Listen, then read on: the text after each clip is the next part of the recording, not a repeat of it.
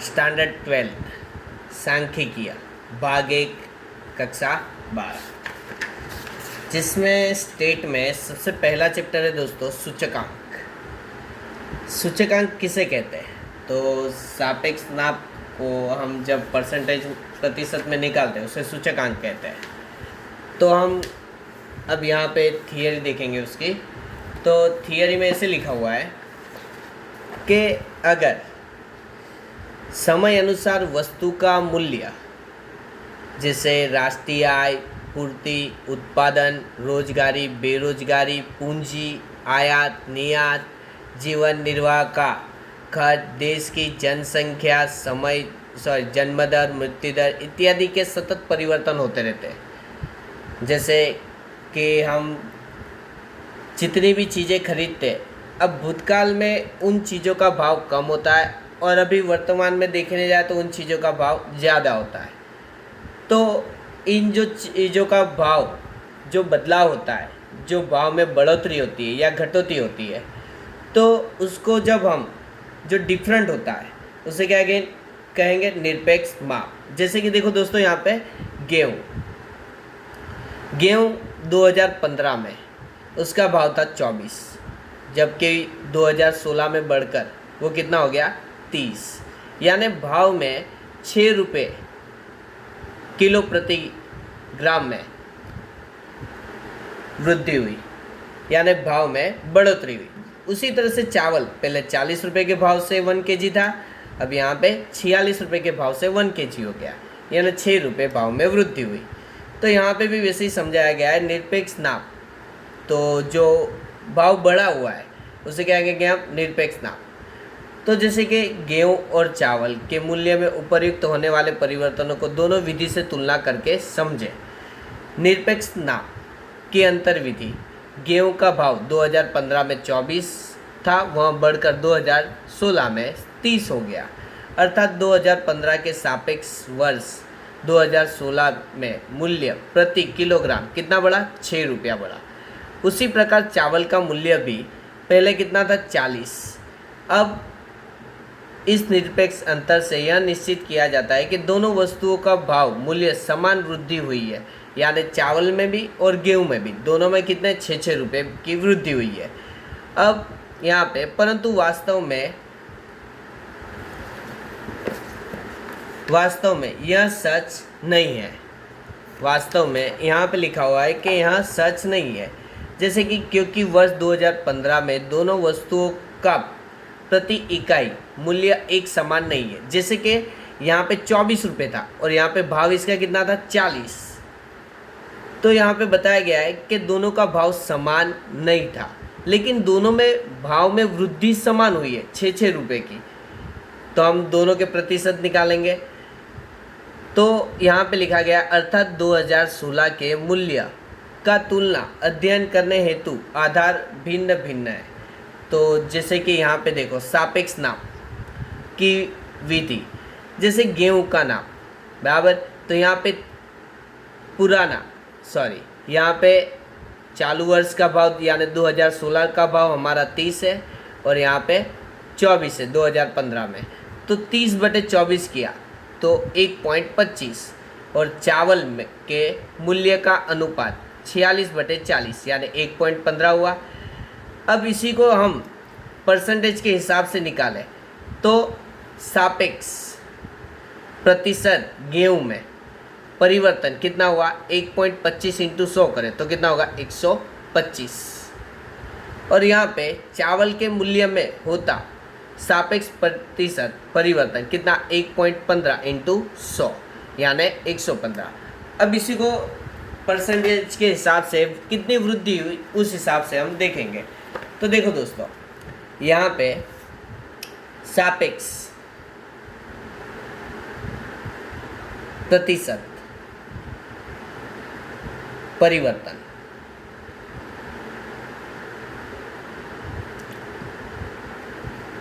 तीस बटे 24 × 100 करेंगे तो हम यहाँ पे आंसर हमारा आएगा 125, यानी हमें पिछला जो साल है 2015 उसको हम 100% जिससे तुलना करते हैं वो हमारे लिए 100% होगा। और 2016 में गेहूँ 125% भाव हो गया उसका। तो हम इसे कह सकते हैं कि गेहूँ के भाव में 25% की वृद्धि हुई। गेहूँ के भाव में कितनी वृद्धि हुई? 25% की। और उसी तरह से चावल सापेक्ष प्रतिशत परिवर्तन, तो यहाँ पे लिखेंगे 46/40 इंटू 100, तो इसका प्रतिशत आएगा 115। यानी हम ऐसे कह सकते हैं कि 2015 में हमारा 100% प्राइस था और 2016 में चावल के भाव में 15% की वृद्धि हुई। यानी 115 हुआ यहाँ पे, तो यहाँ पे वृद्धि कितने हुई? 15% की, यानी 15%। अब हमें यहाँ पे देखा कि गेहूँ और चावल, यहाँ पे 24 और यहाँ पे 30, यानी भाव कितनी वृद्धि हुई? 6 रुपये की बढ़ोतरी हुई। भाव कितना बढ़ा? भाव बढ़ा 6 रुपया। यहाँ पे 2015, 2016, और यहाँ पे 40 और 46, यहाँ पे 6। देखो भाव समान दर से बढ़ा हुआ है, भाव समान दर से बढ़ा हुआ है, यानी 6 रुपये बढ़ा। लेकिन प्रतिशत के हिसाब से देखने जाए तो गेहूँ में 25%, यानी यहाँ पे वृद्धि ज़्यादा हुई है और यहाँ पे कम हुई है, क्योंकि इसकी तुलना में इसकी प्राइस ज़्यादा है। तो इस हिसाब से हम सूचकांक ज्ञात करेंगे। जैसे यहाँ पे एग्जाम्पल नंबर 1, जिसमें अब मैं यहाँ पर आपको पद्धति बताऊँगा दोस्तों। जैसे सबसे पहले अचल आधार के विधि से हम सूचकांक ज्ञात करेंगे। अचल आधार की विधि, अचल आधार की विधि। ओके, तो इस हिसाब से हम अभी ये हमारे सूचकांक चैप्टर की पहली पद्धति है। तो इसका सूत्र यहाँ पे भी दिया गया है हमें। अचल आधार की विधि का सूचकांक को कैपिटल आई संकेत के द्वारा दर्शाया जाता है। तो चालू वर्ष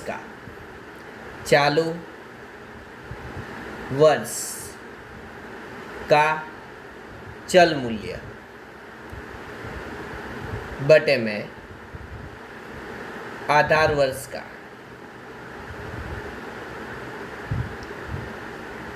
चल मूल्य इंटू 100 इसके लिए दोस्तों के परसेंटेज निकालने होते हैं, इसके लिए हम इंटू 100 करते हैं। जैसे हमें यहाँ पे क्वेश्चन दिया गया है उदाहरण नंबर 1 में,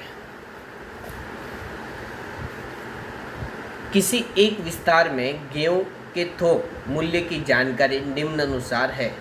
इस सूचना को वर्ष 2015 के आधार वर्ष से लेकर शेष वर्षों के लिए सूचकांक तैयार कीजिए। यानी हमारे लिए आधार वर्ष क्या होगा? 2015। यानी इसी के साथ हमें जितने भी साल दिए गए उसको कंपेयर करना है। यानी 2005 के भाव को 2006 के भाव से कंपेयर करके देखना है कि कितनी वृद्धि हुई है। फिर 2005 को 2006 से करने के बाद 2005 को 2007 के साथ, 2007 के हो जाने के बाद 2008, 2009, 2010, 2011, 2012 और 2013 के साथ कंपेयर करके बराबर हमें सब के साथ कंपेयर करके सबके भाव में कितनी वृद्धि हुई है वो ज्ञात करना है और कितने प्रतिशत वृद्धि हुई है वो बताना है बराबर। और लास्ट में हमें यहाँ पे पूछा गया दोस्तों कि इस सूचकांक के गेहूं का वर्ष 2013 के मूल्य में हुई प्रतिशत वृद्धि को ज्ञात करना है। ओके, तो हमें आधार वर्ष क्या दिया गया, 2005।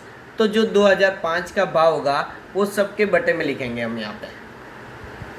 तो सबसे पहले स्टार्ट करेंगे एग्जाम्पल नंबर 1। यहाँ पे वर्ष दिया गया है 2005, 2006, 2007, 2008, 2009, 2010, 2011, 2012, 2013। ओके, 2013 तक। अब यहाँ पे लिखेंगे गेहूं का मूल्य प्रति क्विंटल दिया गया हमें। गेहूं का मूल्य प्रति क्विंटल।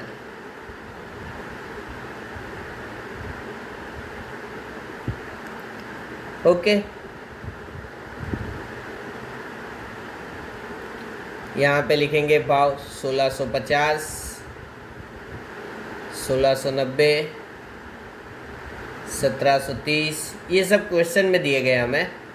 1750, 1810, 1850, 1870 और 1900, 1950। यानी पहले 2005 में भाव था 1650,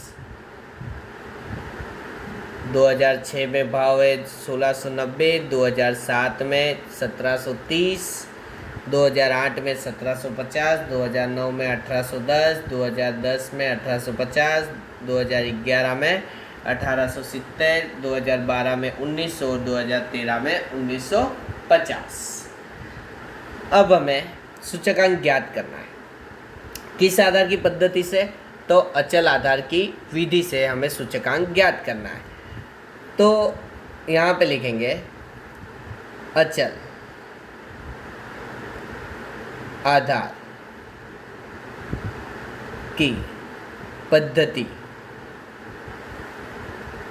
सूचकांक।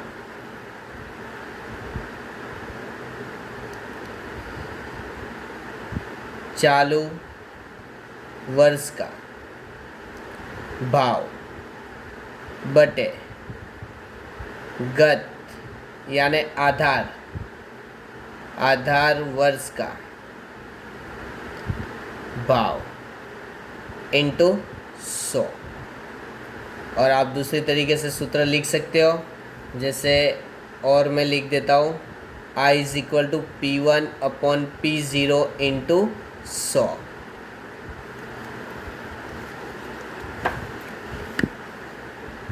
P1 upon P0 into 100।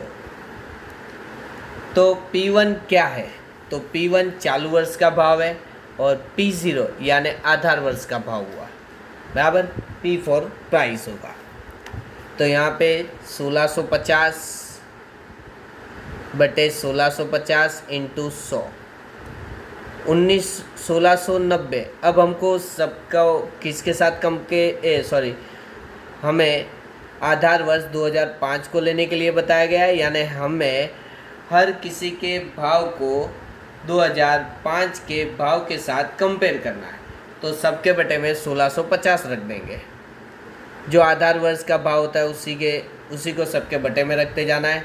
1730 बटे 1650 इंटू 100, 1750 बटे 1650 इंटू 100, 1810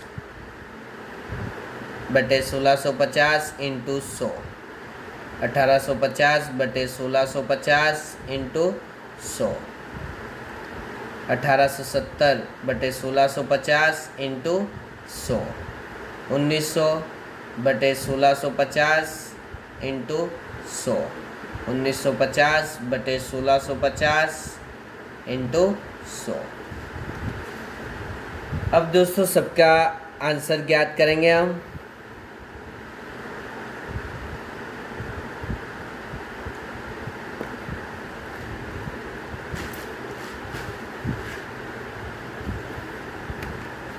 1650 बटे 1650, यानी आंसर आएगा 1 इंटू 100, यानी इसका सूचकांक होगा 16। अब फिर से 1690 बटे 1650, 1690 बटे 1650 इंटू 100, यानी इसका भाव यानी सूचकांक होगा 102 बटे 42। 1730 बटे 1650 इंटू 100, यानी 104 बटे, अब देखो यहाँ पे कैलसी में आंसर आ रहा है, पॉइंट के बाद दो संख्या के बाद अगर तीसरी अगर कोई संख्या पॉइंट यानी 5 के ऊपर चले जाता है तो हम उसको दूसरी संख्या में एक अंक प्लस कर देंगे। यहाँ पे 104.85, 1750 बटे 1650 इंटू 100, यानी 106.06। 1810 बटे 1650 इंटू 100, यानी 109.70। उसके बाद 1850 बटे 1650 इंटू 100, 112.12। उसके बाद 1870 बटे 1650 इंटू 100,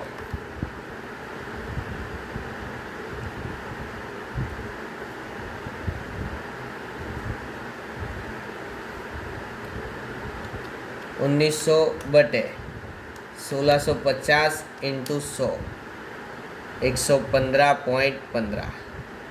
और लास्ट में 1950 बटे 1650 इंटू 100, यानी 118.18।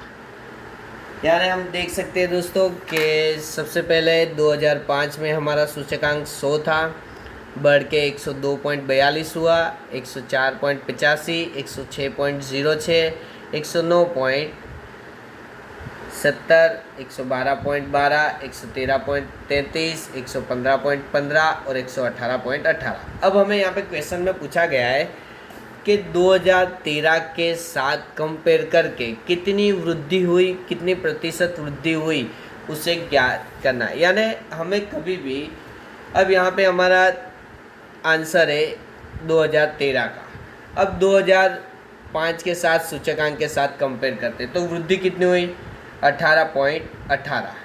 तो हम यहाँ पे लिखेंगे कि गेहूँ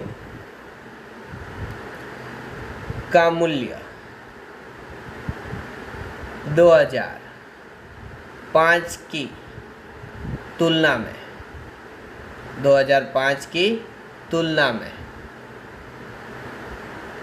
2013 में 18.18% वृद्धि हुई।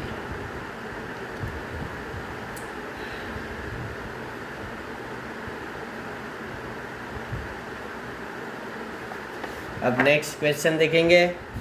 तो नेक्स्ट क्वेश्चन गिने उससे पहले हम उसी तरह से एग्जाम्पल नंबर 3, उसके अंदर हमें वर्ष 2008, 2009, 2010, 2011, 2012, 2013, 2014 और 2015 उत्पादन दिया गया हमें टन के हिसाब से, 1000 टन में।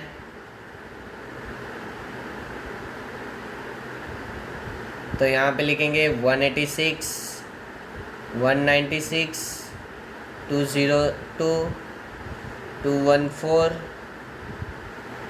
220 और 216, 226 और 230।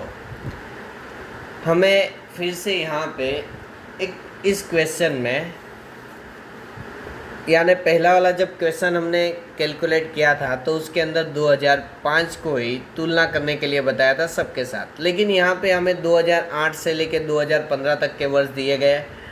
आप देख सकते हैं यहाँ पे 2008 से 2015 तक। अब यहाँ पे हमें आधार वर्ष यानी आधार वर्ष लेना है, लेकिन 3 वर्ष के औसत उत्पादन को आधार वर्ष मानकर अचल आधार की विधि से गिनना है। तो जब औसत वर्ष दिया गया हो हमें 2009, 2010 और 2011 यानी 3 साल दिए गए, तो हम तीनों 3 साल के भाव को प्लस करेंगे और बटे में कितना करेंगे 3। क्यों? क्योंकि 3 साल दिए गए, इसके लिए हम बटे में कितना लिखेंगे 3। तो सबका सरेराश भाव निकालेंगे। पहले दिया गया है 2009 में 196, उसके बाद 2010 में दिया गया है 202 और 2011 में दिया गया है 214। अब तीनों 3 साल का टोटल हुआ 612। अब 3 साल है यानी बटे हम 3 करेंगे यानी 204 हुआ। ओके, तो हमारे लिए औसत आधार वर्ष कितना हुआ 204 बराबर उत्पादन। तो हम सबके बटे में अब कितना लिखेंगे 204। यहाँ पे फिर से कैलकुलेशन करता हूँ मैं। औसत उत्पादन, औसत उत्पादन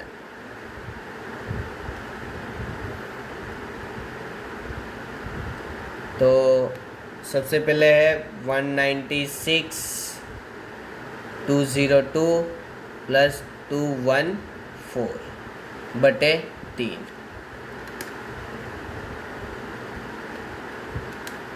204। अब हम सबके बटे में कितना लिख देंगे 204। यहाँ पे लिखेंगे अचल आधार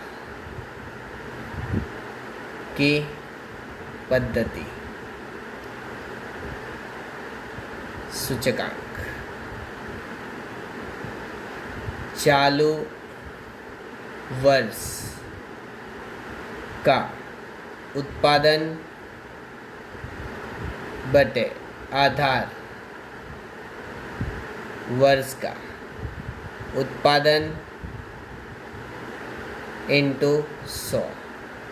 186 बटे 204 इंटू 100, 196 बटे 204 इंटू 100, 202 बटे 204 इंटू 100 यानी 214 बटे 204 इंटू 100 होगा। 220 बटे 204 इंटू 100, 216 बटे 204 इंटू 100, 226 बटे 204 इंटू 100, 230 बटे 204 इंटू 100।